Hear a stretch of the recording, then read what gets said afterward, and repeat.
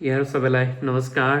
अघिल्लो भिडियोमा सेयर गरे जस्तै र आजको यो लर्निङ सिरिजमा चाहिँ म ट्रेनिङको डिजाइन इफेक्टिभ हिसाबले कसरी प्लान गर्न सकिन्छ र डेलिभरी कसरी गर्न सकिन्छ भन्ने केही सिरिजहरू तयार गर्दैछु र त्यो सिरिजहरूको श्रृङ्खलामा चाहिँ यो आजको पहिलो श्रृङ्खलामा एउटा इन्स्ट्रक्सनल डिजाइन मोडल चाहिँ म हजुरहरूसँग इन्ट्रोड्युस गर्दैछु।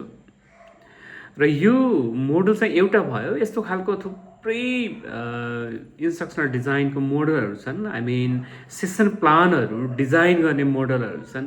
सो त्यो मोडलहरू म हजुरहरूसँग क्रमशःसँग हजुरहरूसँग म सेयर गर्दै जानेछु। तर आजको पहिलो चाहिँ Merrill's first principal of instruction भनेर सेयर गर्दैछु।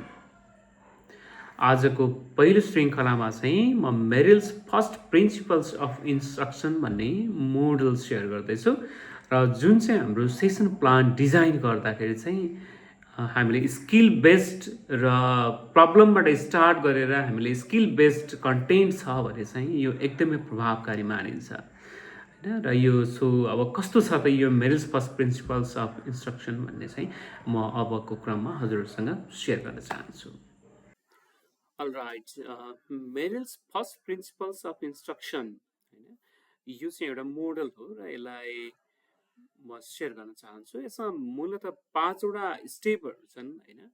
र यो 5वटा स्टेपहरूमा चाहिँ हामीले हाम्रो ट्रेनिङ कन्टेन्ट अथवा डेलिभरी गर्दाखेरि चाहिँ कहाँबाट सुरु गर्ने त भनेर त्यो चाहिँ हाम्रो प्लानमै हुन जरुरी छ होइन।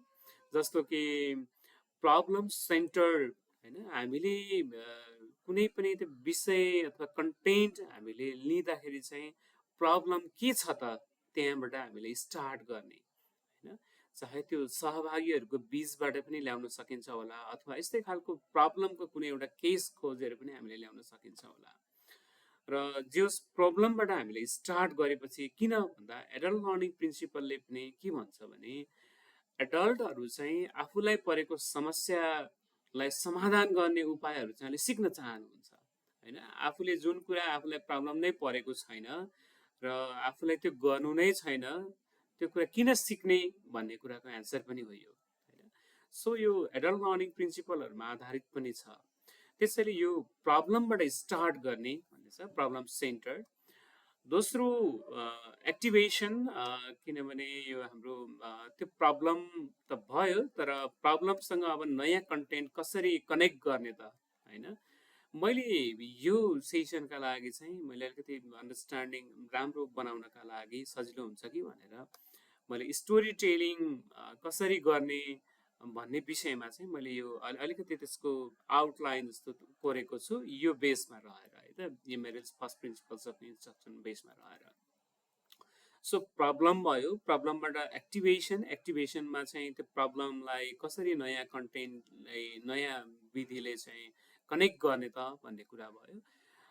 देन अर्को डेमोन्स्ट्रेसन, त्यो त जस्तै नयाँ विषयवस्तु पस्कियो तर त्यसलाई कसरी गर्ने त भनेर डेमोन्स्ट्रेसन गर्ने, एक्जाम्पल सो गर्ने र त्यसलाई चाहिँ हामीले के प्र्याक्टिस गर्ने र प्र्याक्टिस गर्दाखेरि हाम्रो केही गाइड गर्नु जरुरी छ र फिडब्याक दिन जरुरी छ र त्यसलाई आफ्नो भोलि आफ्नो वर्क प्लेसमा, आफ्नो प्रोफेसनमा, आफ्नो रेगुलर काममा चाहिँ कसरी युज गर्न सकिन्छ त्यो स्किललाई, त्यो नलेजलाई भनेर इन्टिग्रेसन गरेर यो 5वटा स्टेपहरू छ, 5वटा प्रोसेस छ। हामीले यही बेसमा रहेर हामीले हाम्रो ट्रेनिङ सेसन प्लानहरू चाहिँ डिजाइन गर्न सक्छौँ।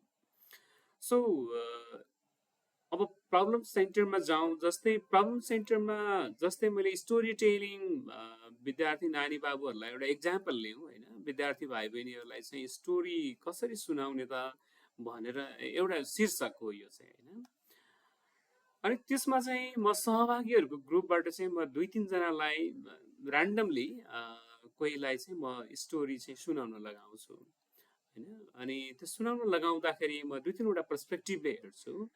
जस्तै एउटा गति, यति, लय, हावभाव सहित होइन, शब्दहरूको भाव सहित उहाँहरूले सेयर गरिरहनु भएको छ कि छैन होइन। एउटा खालको प्रवाहमा, एउटा खालको लयमा होइन त्यस्तो छ कि छैन भनेर म त्यहाँ हेर्छु। र त्यति बेला चाहिँ अब सहभागीहरूको त्यो स्टोरी टेलिङमा चाहिँ अलिकति गाह्रो एउटा प्रोपर एउटा फ्लुएन्सी आएन होइन, भनेको एउटा प्रवाहसित होइन, अनि आवाजहरूको उतार चढाव, आरोह अवरोह, त्यसपछि शब्दहरूको भाव अनुसारको अभिव्यक्ति होइन, त्यो खालको आएन। भोइस मोडुलेसनका कुराहरू होइन, इमोसनल्ली एक्सप्रेस गर्ने कुराहरू आएन भनेपछि प्रब्लम त्यो भयो। स्टोरी त सुनाउने, तर स्टोरी सुनाउँदाखेरि जुन खालको भावमा, जुन खालको बहावमा सुनाउनु पर्ने हो त्यो चाहिँ अलि आएन। यो प्रब्लम भयो। त्यसो भए त्यसलाई कसरी सल्भ गर्ने त, अथवा कसरी हो त त्यसो भए सुनाउने भनेर अब अलिकति उहाँहरूलाई के नयाँ आइडियाहरू दिने, के नयाँ आइडियाहरूसँग कनेक्ट गरिदिने, र यो चरण चाहिँ हाम्रो एक्टिभेसनको चरण हो होइन। अनि यो चरणमा चाहिँ हामीले उहाँहरूको अलिकति पूर्व ज्ञानलाई लिन जरुरी छ, र पूर्व ज्ञानलाई चाहिँ योभन्दा अगाडि कसरी यो कथाहरू वाचन गरिरहनु भएको थियो होइन, त्यो बेलामा आफ्नो अडियन्सले अथवा विद्यार्थीहरूले, जस्तै टिचर हुनुहुन्छ भने चाहिँ विद्यार्थीहरूले कस्तो खालको रियाक्ट गर्नुहुन्थ्यो होइन, केले चाहिँ स्टोरीलाई अलि मिनिङफुल बनाउँथ्यो, त्यो हाम्रो भन्ने शैली अथवा के थियो होइन, अनि केले राम्रो बनाउँथ्यो अथवा केले बनाउँथेन, त्यस्तो खालको कुराहरू उहाँहरूलाई पूर्व ज्ञानसँग अलिकति कनेक्ट गर्ने र उहाँहरूले आफ्नो अनुभवहरू सेयर गर्नुहुन्छ। जब प्रब्लम भयो, आफ्नो अनुभव सेयर गर्नुभयो, त्यसपछि चाहिँ डेमोन्स्ट्रेसन गर्ने। त्यसो भए कसरी हो त स्टोरी टेलिङ होइन, कसरी हो त कथा वाचन गर्ने होइन, त्यसको डेमोन्स्ट्रेसन फर्स्टली फेसिलिटेटर अथवा ट्रेनिङ फेसिलिटेटर आफू जसले गरिराखिएको छ र हामीले गर्नु जरुरी भयो होइन। त्यसमा चाहिँ एउटा खालको मोडल नै हुन जरुरी छ, किनभने हामीले त्यही कुरा सिकाउँदैछौँ भने आफूले आइडु अथवा डेमोन्स्ट्रेसन गर्दाखेरि चाहिँ एकदमै क्लियरली त्यो अनुकरण योग्य नै हुन जरुरी छ, मोडल नै हुन जरुरी छ होइन। अब यसमा जस्तो भोइस मोडुलेसनको कुरा होला, क्यारेक्टरहरूको एक्सप्रेसनको कुरा होला होइन, थुप्रै होला, त्यहाँ केही त्यसको पनि केही प्रोसेसहरू छ स्टोरी टेलिङको पनि। सो त्यो प्रोसेस वाइज हामी जान सक्छौँ, र यो चरणमा हामी डेमोन्स्ट्रेसनको चरणमा मैले यो माथिदेखि भनिरहेको कुरा चाहिँ, जस्तै अब हामीले यसलाई सेसन प्लानमा डिजाइन गर्दा चाहिँ कसरी गर्ने त भन्दा, हामीले स्टार्टिङ प्रब्लममा रहँदाखेरि चाहिँ हामीले प्रब्लम आइडेन्टिफाई गर्ने, अलरेडी आइडेन्टिफाई गरेको प्रब्लमलाई हामीले सेयर पनि गर्न सक्यौँ, वा त्यही भित्रबाट आइडेन्टिफाई पनि गर्न सक्छौँ हामी सहभागीहरू बिचबाट।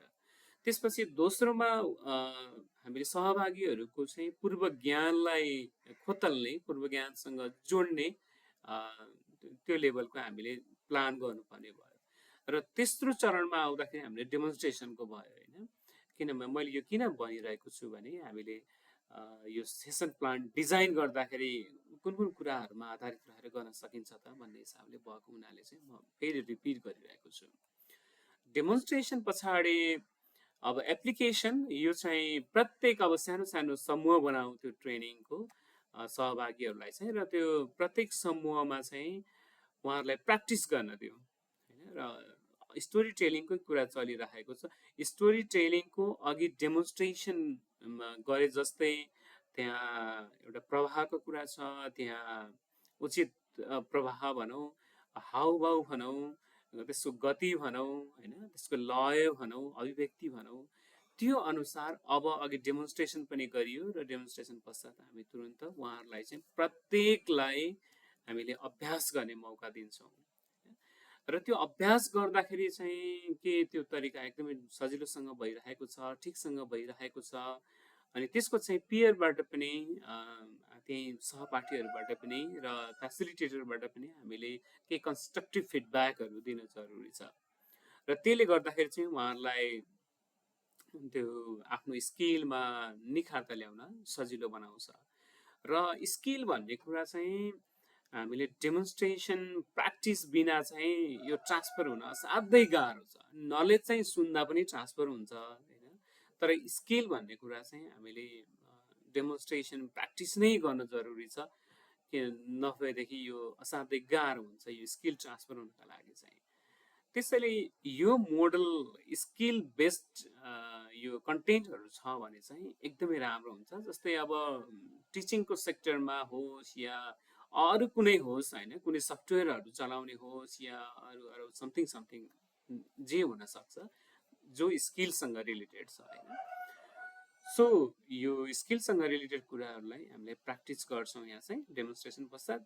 सो अब हामीले प्रब्लम आइडेन्टिफाई पनि भयो, पूर्व ज्ञानसँग पनि कनेक्ट भयो, त्यसपछि डेमोन्स्ट्रेसन भयो, त्यसलाई प्र्याक्टिस भयो र अब प्र्याक्टिस पछि चाहिँ त्यसलाई अब इन्टिग्रेसन, त्यसलाई आफ्नो वर्क प्लेसमा अथवा आफ्नो ठाउँमा भोलि गएर त्यसलाई म कसरी अप्लाई गर्न सक्छु त होइन, कसरी युज गर्न सक्छु त होइन, मेरो एक्सन के हुन्छ त होइन, म के गर्छु त भनेर यो चाहिँ इन्टिग्रेसनको छ। र यो 5वटा चरणमा प्रब्लम सेन्टर, प्रब्लम आइडेन्टिफाई गर्ने, सेयर गर्ने, त्यसपछि आफ्नो पूर्व ज्ञानसँग अनुभवसँग जोड्ने, त्यसपछि डेमोन्स्ट्रेसन गर्ने, प्र्याक्टिस गर्ने, त्यसपछि इन्टिग्रेसन जुन आफ्नो कामसँग यसलाई चाहिँ अलाइन गर्ने र भोलि कसरी युज गर्न सकिन्छ भनेर यो 5वटा स्टेपहरूमा रहेर हाम्रो सेसन प्लान डिजाइन गर्दाखेरि चाहिँ यो स्किल बेस्ड वाला कन्टेन्टहरूलाई यो एउटा विधि है, अरू अरू थुप्रै विधिहरू पनि छन्। सो यो एउटा विधि असाध्यै उपयोगी पनि हुनसक्छ। र यो भिडियो हेरिरहँदाखेरि चाहिँ हजुरहरूलाई अझै यस्तो खालको भिडियो पाए अथवा यस्तो खालको कन्टेन्ट पाए हुन्थ्यो जस्तो जे लागिरहेको छ, त यही भिडियोका विषयमा हजुरलाई थप यो विषयमा पनि भइदियो हुन्थ्यो भन्ने लागेको छ। कृपया हजुरहरूले कमेन्ट गरिदिन सक्नुहुन्छ। Thank you. आजको यो पहिलो सिरिजमा यो ट्रेनिङ फेसिलिटेसन सम्बन्धी यो पहिलो सिरिजमा चाहिँ ट्रेनिङ डिजाइन सम्बन्धी पहिलो सिरिजमा चाहिँ यहाँहरूलाई यो भिडियो हेर्नु भएकोमा चाहिँ धेरै धेरै धन्यवाद छ। र बाँकी आगामी दिनहरूमा चाहिँ म यस्तै खालको अरू मोडलहरूको विषयमा पनि म भिडियोहरू लिएर आउनेछु। Thank you.